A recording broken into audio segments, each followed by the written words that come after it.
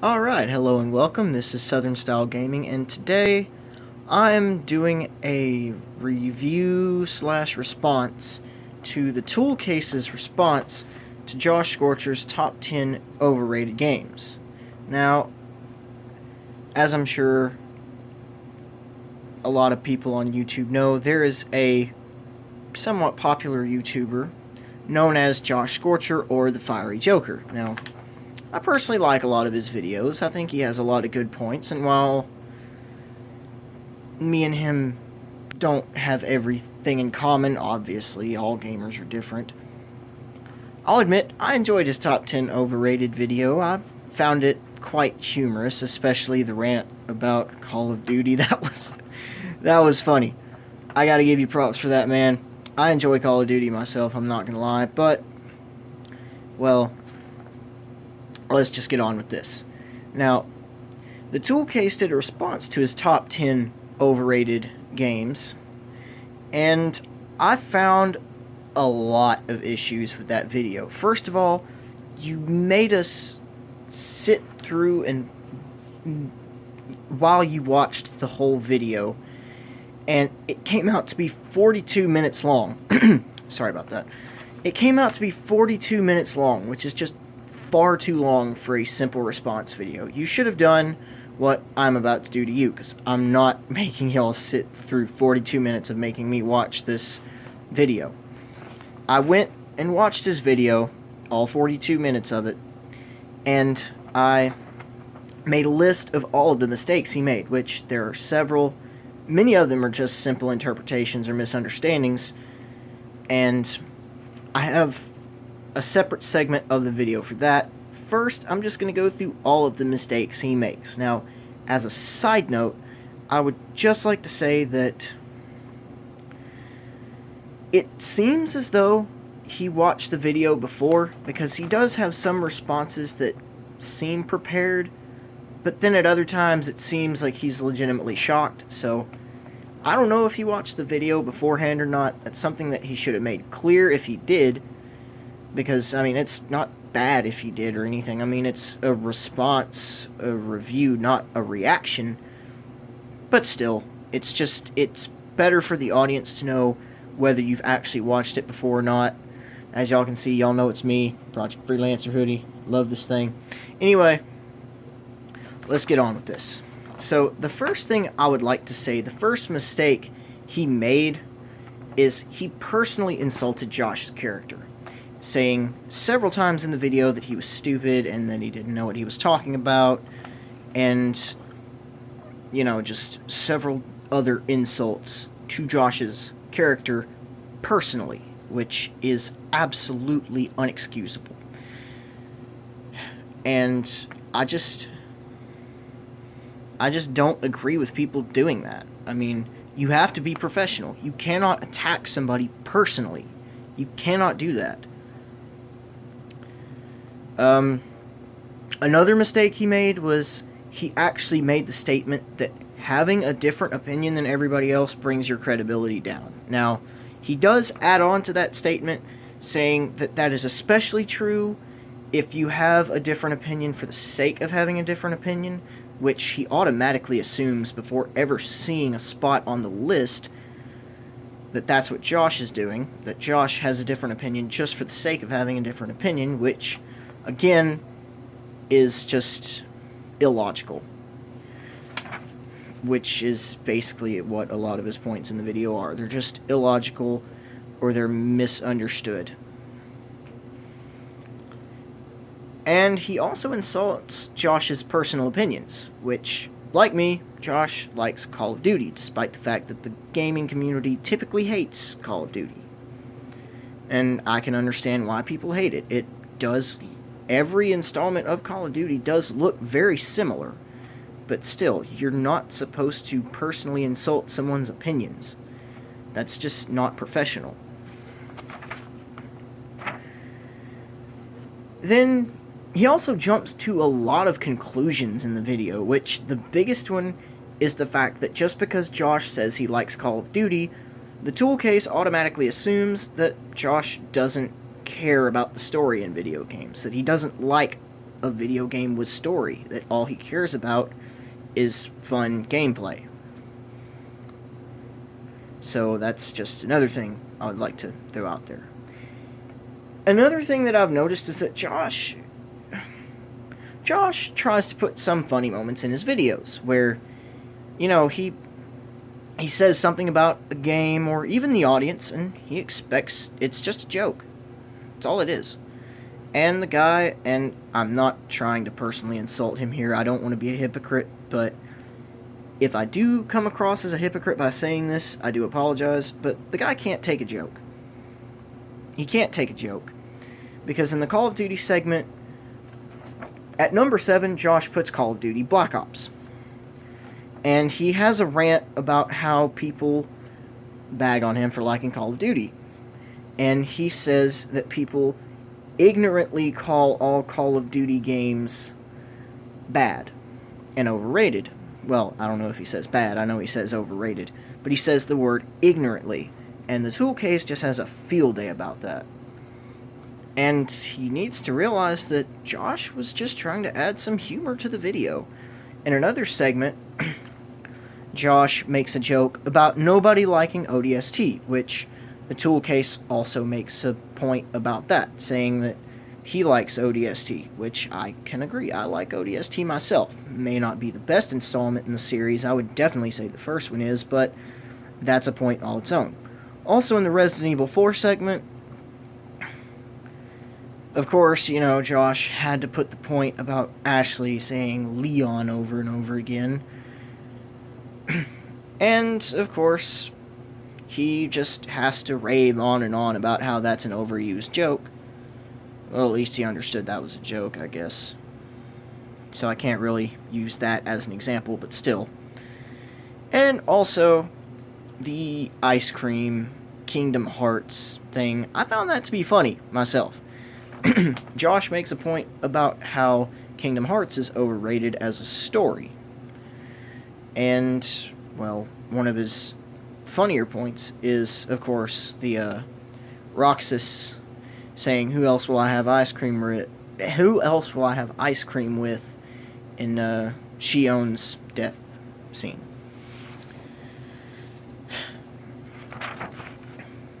And then, just another minor nitpick, I guess, is the ToolCase talks about how he wants there to be a big story in every game. And he says he wants to know everything about the game. He wants to know the characters, how they got in this situation, and all this other stuff. And then all of a sudden he comes to a point and says, "Accept their life story," which he does shortly, scratch that, I guess you could say. He does shortly say, no, even throw their life story in there, but it's still kind of weird that he would say that, because the big part of a game are the characters' life stories. So, that's just some of the mistakes he makes in the video. Also, as another side note, Josh clearly says that he doesn't hate these games, that he's just calling them overrated, and the ToolCase is like, well, yeah, of course that's what overrated means. Why don't you tell us how to breathe? Or, on the other hand, why don't you tell us what underrated means? Because it definitely can't mean the opposite. Josh makes a clear statement that overrated means that the games are just too popular, that they receive too much attention, and that he actually likes many of the games on the list. But the ToolCase, even though he made a point about Josh, basically, I guess he thought that Josh was treating everybody like an idiot by saying that, but the ToolCase sort of proves the fact that he needed to say that, because in many situations, he assumes that Josh hates the game. In fact, in almost all cases, he assumes that Josh hates the game. So, yeah, that said, let's get on with the misinterpretations and misunderstandings. So, in the Sonic Adventure 2 battle segment, he makes a statement about how playing the game twice does not add up to a successful game, which, in my opinion, is absolutely true. You should never be forced to play a game twice, but that's what the tool case doesn't understand. Because he says playing the game twice doesn't make a successful game, and the tool case says otherwise. He says that it does make a successful game because the point of a game is to have replayable value. He doesn't understand that Josh means that there is a difference between a game having replay value and a game forcing you to play it again, which, in my opinion, is a terrible practice, and I do not understand why games do that. Especially in Super Ghouls and Ghosts. That one just... beating it once was a true accomplishment for my mom. I never actually got to beat it. Is that sad that I could say my mom is better at that game than I am? I've never even got past like the second or third level.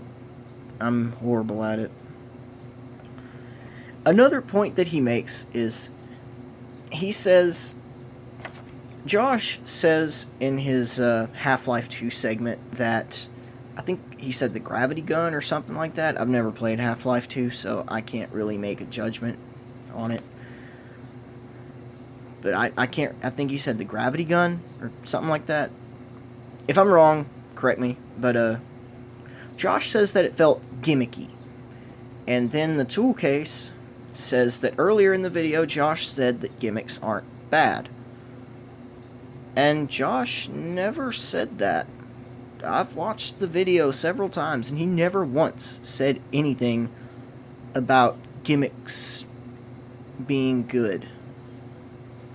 He never said that. And then, of course, he makes the point about Morgan Freeman being a silent character, which would make no sense in his situation. And then he goes on to list some situations where it would make sense, like the Metroid Prime series.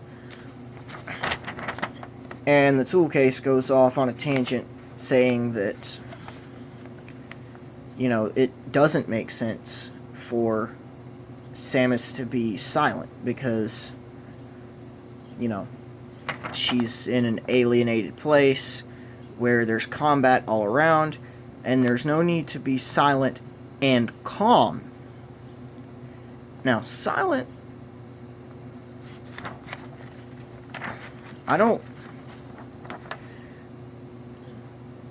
Okay, just scratch what I just said there. I don't know what I was saying with the whole now silent thing. But anyway, Josh said that she was silent. He didn't say that she was calm. There is a difference. And another thing is, Josh said that if you're supposed to immerse yourself into the character and you're supposed to feel like the character, which is what some silent characters do, why do they give the character an iconic appearance? And the tool case says, well, that's because it's a smart thing to do. Well, if you're trying to immerse yourself into a character, that doesn't make sense. If it's an immersive character, no, it's not a smart thing to do.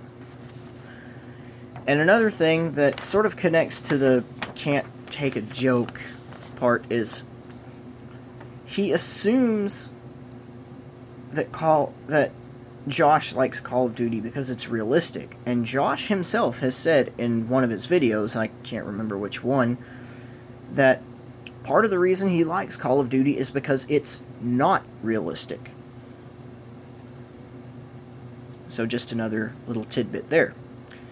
And then, apparently, when Josh says that the gameplay is slower and more clunky, the tool case makes a point that that's because they're trying to get you into the story, which, again, doesn't make sense. Just because gameplay is slower or it's more clunky, that doesn't mean that the game has a better story.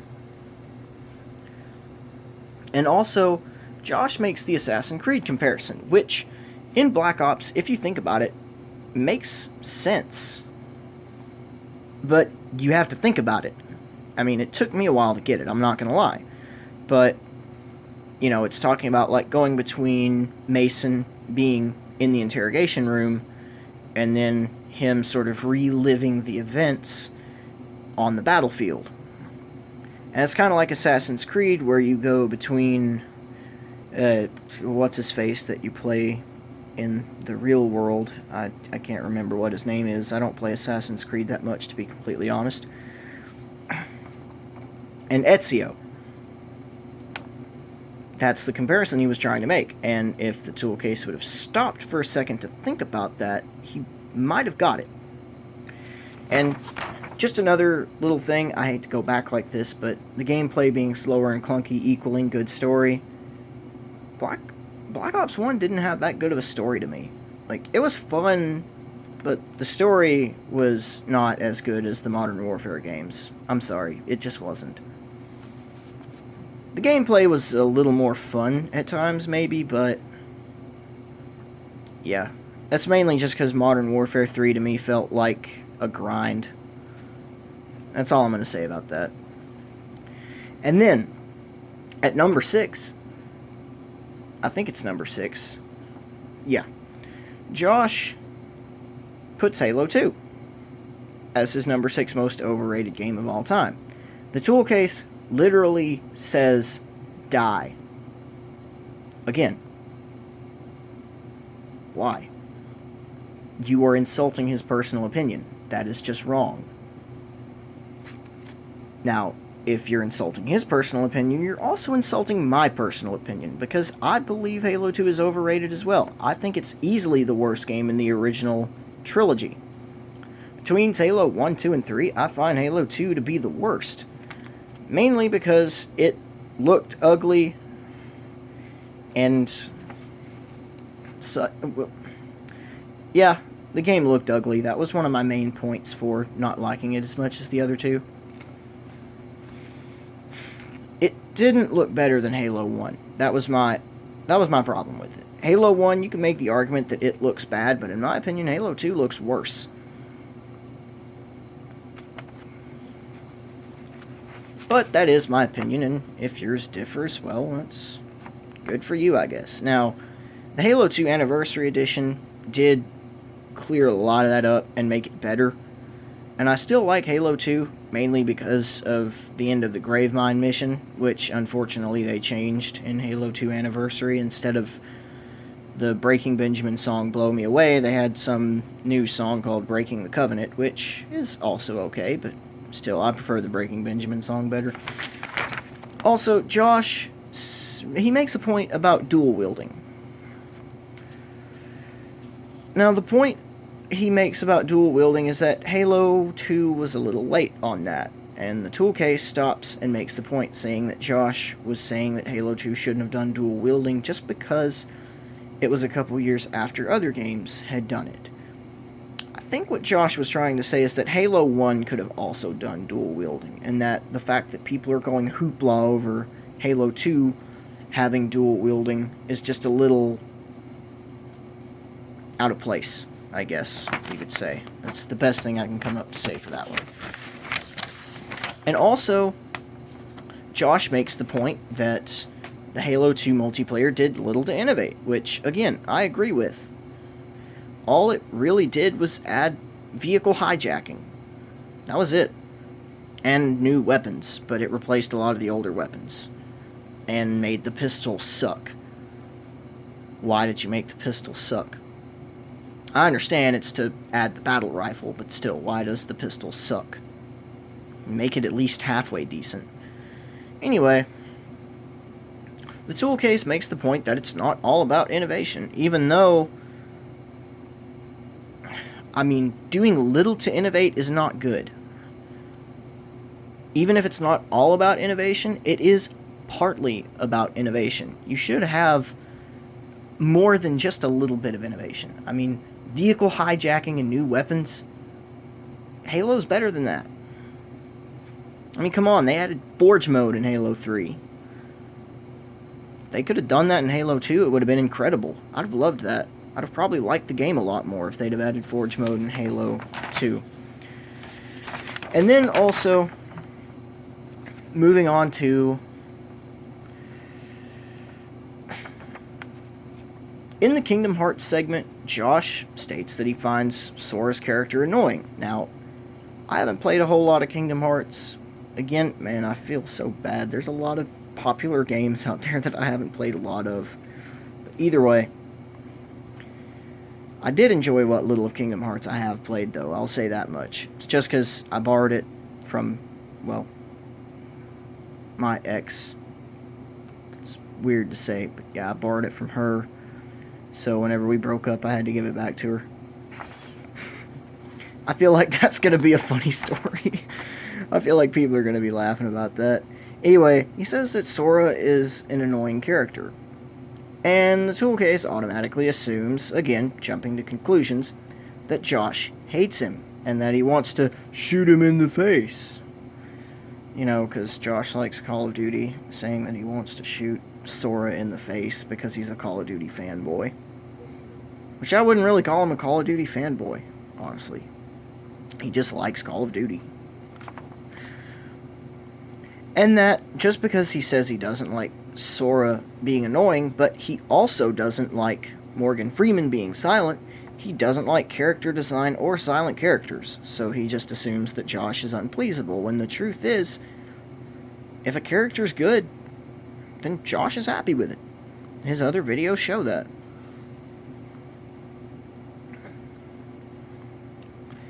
And then Josh, of course, he sort of makes the link between Kingdom Hearts and Final Fantasy VII because one of the writers, and he considers it sort of character bias, I guess you could say. And the tool case basically says that that doesn't matter. Well, it does. At least in my opinion.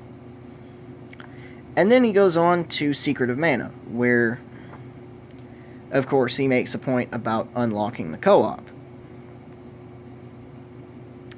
And the tool case says that if you would play a game for longer than 5 minutes, that you could unlock the co-op and basically play until you're having fun. Well, if a game isn't fun to begin with, why would you want to unlock co-op on a game you're not having fun with, and then just make other people sit through it with you? What, do you just want to make other people suffer?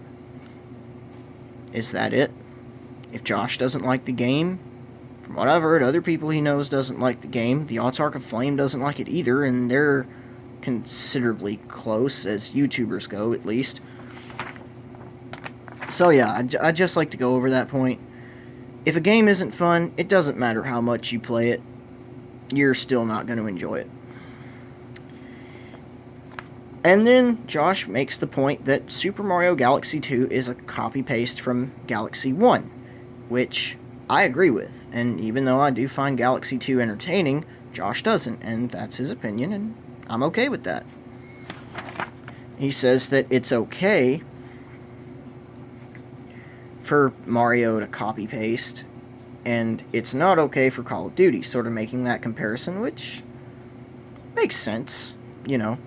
Mario shouldn't be allowed... The Mario games shouldn't be allowed to get away with it just because it's Mario, which the tool case specifically says he should be allowed to get away with it because it's Mario. And that's just not right. And he automatically assumes, again, jumping to conclusions, that Josh doesn't know anything about Mario. And then Josh, trying to make a point about the platforming being too easy, says that there's nothing you can't clear with, like, there's nothing you can't clear with a long jump and a spin. Again, good point. But the tool case goes on to say that Mario jumps. And that's it. Mario jumps. And then, of course, goes off on a tangent again about how Josh likes Call of Duty and how, what did you expect? Did you expect him to give Mario a gun or something like that? It's just, it's ridiculous.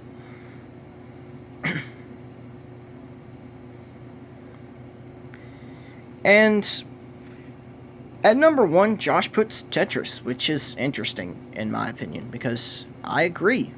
Tetris is an overrated game, but not many people look at it that way. Not many people... I guess they don't think of Tetris when they're making the list, but it is an overrated game, to be completely honest. And he doesn't understand that Josh is looking at the game from a technical perspective. His analysis of Tetris is technological. And that's why Josh doesn't understand why it's so praised. Why the game is so popular. Why so many people will put it on their top 10 best games of all time. And then the ToolCase makes a point that he thinks only games from the same genre can be compared, which, again, makes no sense to me. It's illogical. And he also assumes... Josh made a point earlier in the video that he doesn't particularly like Skyrim. Now, however, his opinion has changed on that because of a recent video he's made. You find out that he actually has, for lack of a better term, gotten used to Skyrim at least. But the ToolCase assumes that Josh hates Skyrim because it's popular. Now, Josh never said he hated Skyrim. He just said he didn't particularly like it. There is a difference. And that also happened because Josh made a comparison between Tetris and Skyrim, which is another thing that adds on to the things only games from the same genre can be compared, which I really don't understand. And then he also goes on to assume that Josh thinks that people can only like games from one category, or that they can only like one game, which is not true. He assumes that Josh only likes FPS games, and scripted FPS games at that. And that's not true. I mean, if you watch his videos, well, one particular video, you'll find out that his favorite game actually is not an FPS. It's actually Gauntlet Dark Legacy, which I'm not exactly sure what it is, but I know it's not an FPS. I can tell by the name, it's not an FPS. I really hope it's not an FPS, because me saying that just sounds stupid if it turns out to be one, but I'm pretty sure with a name like that, it's not. I've looked it up on Amazon. It doesn't look like an FPS game, but it's just way too expensive for me to buy it. I actually wanted to, but it's too expensive. And then he assumes that Josh hates Tetris, going back to the point about Josh giving the clear statement that he doesn't hate these games. Josh explicitly says he enjoys Tetris. He just doesn't find it as good as most people do. And he also thinks that Josh hates Tetris because it makes you use your brain. So basically he's calling Josh stupid, which goes back to the personal insults to Josh, which is, like I said before, never okay. You have to be professional. And that's basically what this whole video can be summed up as. He flies off the handle, he's a hothead, and he's not professional. He doesn't act as such. Now, granted, the video is several years old, and he looks like he was 13 or 14, which kind of would make sense for his hothead attitude towards the video. And he's also posted in the comment section of the video that he's resolved his issues with Josh created by the video, but still, he made a lot of mistakes. I'm sure now that he's older, he probably looks back at it and laughs. He's like, I did that? Holy crap. But, well, I would just like to close this on a lighter note. Josh, you're a really good YouTuber if you ever do see this. I like a lot of your content. Keep it coming. You do a really good job. I don't see why you're not more popular. I don't see why you don't have 1 million subscribers by now, because you make some really good content. And anyone who sees this video who hasn't seen Josh's content, go check out his channel. It really is incredible, especially his countdowns. I find a lot of them to be funny. A lot of them make a lot of sense. And, yeah, that's pretty much all I've got to say. So, yeah. Y'all have a good day. God bless. I'm out.